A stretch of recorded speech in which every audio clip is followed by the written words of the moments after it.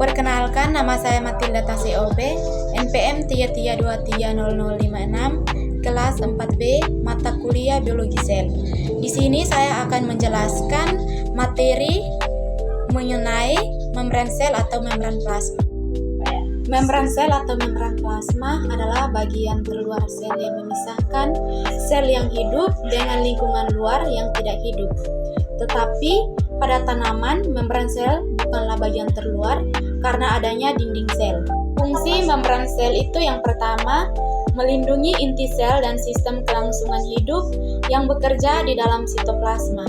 Nah, yang kedua itu menyeleksi substansi atau ion, molekul, senyawa yang masuk dan keluar untuk menjaga homeostatis atau kondisi di mana jumlah berbagai bahan dalam sel relatif stabil. Nah, yang ketiga itu menerjemahkan sinyal dari hormon dan lingkungan tentang hal-hal yang berhubungan dengan pertumbuhan sel dan diferensiasinya. Nah, yang berikut itu tebal, di mana tebal itu 8 nm dan sifatnya itu yang pertama semi permeable atau selektif permeable. Nah, yang kedua dinamis atau struktur fluida memungkinkan untuk bergerak. Nah, yang ketiga asimetri, di mana asimetri itu komposisi lipid luar sama dengan lipid dalam membran sel. Nah, yang berikut keberadaannya dapat dibuktikan dengan plasmolisis. Struktur membran sel. Nah, yang pertama itu model struktur membran sel yang kita pakai dari tahun 1972 sampai sekarang adalah model mosaik fluida atau cair. Yang kedua itu bahan penyusun membran sel adalah molekul lipid, protein, dan sedikit karbohidrat. Nah, yang berikut itu seperti yang ada di gambar, lipid yang menyusun membran sel terdiri atas fosfolipid dan sterol. Yang berikut komponen penyusun membran sel yang terbanyak adalah fosfolipid. Nah, bagian kepalanya atau protein ekstrinsik atau periferal terdiri atas fosfat dan bersifat hidrofilik atau suka air. Nah, ekornya itu atau protein intrinsik atau integral terdiri atas asam lemak dan bersifat hidrofobik atau tidak suka air. Nah, bila molekul ini berkumpul di lingkungan air akan membentuk lapisan ganda atau lipid bilayer. Nah, yang berikut itu bagian hidrofobik dari kedua lapisan menghadap ke dalam dan bagian hidrofilik menghadap keluar. Nah, seperti yang ada pada gambar, ada water hidrofilik atau polar dan juga hidrofobik atau nonpolar. Nah, yang berikut itu yang pertama lipid, di mana lipid itu menstabilkan kesatuan fisik membran plasma sehingga menjadi penghalang yang efektif bagi lalu lintas materi hidrofilik. Nah, yang kedua itu tempat melekatnya protein. Nah, yang ketiga di mana membantu proses fusi dan endositosis. Nah, yang kedua itu protein, di mana protein meliputi yang pertama kekuatan struktural pada membran. Nah, yang kedua itu sebagai enzim untuk mempermudah reaksi. Nah, yang ketiga sebagai karir untuk transportasi zat melalui membran. Nah, yang terakhir itu membentuk pori-pori yang dapat dimanfaatkan air dan zat yang terlarut di dalamnya. Nah, yang ketiga itu karbohidrat, di mana karbohidrat meliputi yang pertama berada di kepala fosfolipid. Nah, yang kedua glikolipid, di mana karbohidrat plus lipid. Dan juga yang ketiga, fungsi sebagai sinyal pengenal untuk interaksi antar sel. Sel darah putih dapat mengenali dan menghancurkan sel kanker. Nah, yang berikut glikoprotein, di mana karbohidrat plus protein. Dan yang terakhir itu fungsi mengikat protein dari membran sel, membran sel-sel tetangga maupun sel lain sehingga terjadi ikatan antar sel. Nah, yang berikut itu sel bagian luar. Kita bisa lihat pada gambar ada bagian-bagiannya. Transportasi membran. Nah, transport membran itu yang pertama transport pasif, di mana transport pasif meliputi difusi, osmosis, dan difusi terfasilitasi. Nah, yang kedua itu transport aktif, di mana transport aktif meliputi transport aktif primer. Nah, itu seperti pompa ion NaK. Nah, yang kedua itu transport aktif sekunder, di mana transport aktif sekunder itu meliputi kontransport. Nah, yang ketiga itu transport vesikel, di mana transport vesikel itu meliputi endositosis dan eksositosis. Nah, yang berikut transport membran, di mana proses keluar masuknya ion, molekul, senyawa melewati membran sel. Nah, yang pertama itu glukosa, oksigen, karbon dioksida, ion, dan juga air. Nah, transport membran itu yang pertama transport pasif. Nah, di mana perpindahan molekul menuruni gradien konsentrasi dan bersifat spontan. Dan transport aktif itu di mana arah perpindahan dari transport ini melawan gradien konsentrasi dan bersifat tidak spontan.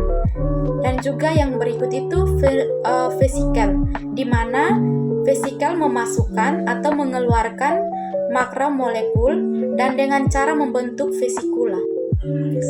Transport pasif yang pertama difusi, di mana pergerakan acak partikel-partikel dari konsentrasi tinggi ke konsentrasi rendah hingga mencapai konsentrasi yang sama. Nah, partikel yang dapat berdifusi juga melalui membran sel adalah partikel yang berukuran kecil. Nah, molekul melewati membran secara langsung.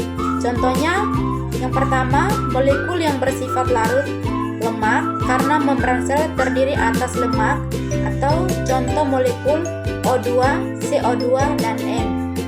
Dan juga zat lain yang bermolekul kecil seperti air, etanol, gliserol, dan urea.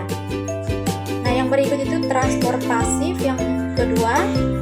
Seperti yang ada di gambar, ada difusi terfasilitasi, di mana difusi dengan bantuan protein transport yang menyediakan suatu ikatan khusus atau ionik polar. Transport pasif yang ketiga itu osmosis. Seperti yang ada di gambar, ada juga perpindahan pelarut atau misalnya air melalui membran selektif permeabel dari konsentrasi pelarut tinggi atau hipotonik menuju konsentrasi pelarut rendah atau hipertonik. Nah, yang berikut transport aktif, di mana transport aktif merupakan perpindahan atau pergerakan yang memanfaatkan energi untuk memasukkan dan mengeluarkan ion-ion serta molekul melalui membran sel yang bersifat permeabel dengan tujuan memelihara keseimbangan yang ada di dalam sel. Nah, seperti yang pertama memerlukan energi karena melawan gradien konsentrasi dan juga menggunakan energi atau ATP dan enzim pengangkut atau protein karir. Nah, yang pertama itu transport aktif primer, seperti pompa ion NaK dan POMPA-Ca, di mana memakai energi langsung dari ATP, misalnya pada pompa ion NaK, dan Ca-PUMP. Pada NaK, PUMP 3Na akan dipompa keluar sel, sedang 2K akan dipompa ke dalam sel. Nah, pada Ca-PUMP, Ca akan dipompa keluar sel agar konsentrasi Ca dalam sel rendah. Nah, seperti yang ada di gambar, ada bagian-bagiannya. Nah, transport aktif yang kedua itu transport aktif sekunder, CO transport, di mana glukosa atau asam amino akan ditranspor masuk dalam sel mengikuti masuknya natrium. Nah, di mana natrium yang masuk akibat perbedaan konsentrasi mengikutkan glukosa atau asam amino ke dalam sel. Meskipun asam amino atau glukosa di dalam sel konsentrasinya lebih tinggi dari luar sel, tetapi asam amino atau glukosa ini memakai energi dari Na atau akibat perbedaan konsentrasi Na, sehingga glukosa atau asam amino ditranspor secara transport aktif sekunder, CO transport. Kemudian yang berikut transport vesikel, di mana yang pertama itu endositosis. Endositosis itu yang pertama seperti meliputi transfer makromolekul dan materi yang sangat kecil ke dalam sel melalui cara membentuk vesikula baru dari membran plasma. Yang kedua itu sebagian kecil luas membran plasma terbenam ke dalam membentuk kantong, dan juga begitu kantong semakin dalam, kantong terjepit membentuk vesikula yang berisi materi yang telah terdapat di luar selnya. Dan juga yang berikut fungsi, di mana fungsinya seperti pengambilan nutrisi, adhesi dan migrasi sel, masuknya patogen, presentasi antigen, neurotransmisi, reseptor sinyal, presentasi antigen, mitosis, polaritas sel, pertumbuhan serta diferensiasi dan masuknya obat. Nah, ada juga 3 tipe endositosis. Yang pertama, fagositosis, pinositosis, dan juga endositosis yang diperantarai reseptor. Dan juga gambar endositosis itu yang ada pada slide, ada fagositosis dan juga bagian pinositosis dan juga endositosis yang diperantarai reseptor. Yang berikut transfer vesikal. Nah, transfer vesikal yang kedua itu eksositosis, di mana yang pertama mekanisme transfer molekul yang besar seperti polisakarida dan protein melalui membran plasma dari dalam keluar sel atau sekresi dengan menggabungkan vesikula berisi molekul tersebut dan membran plasma.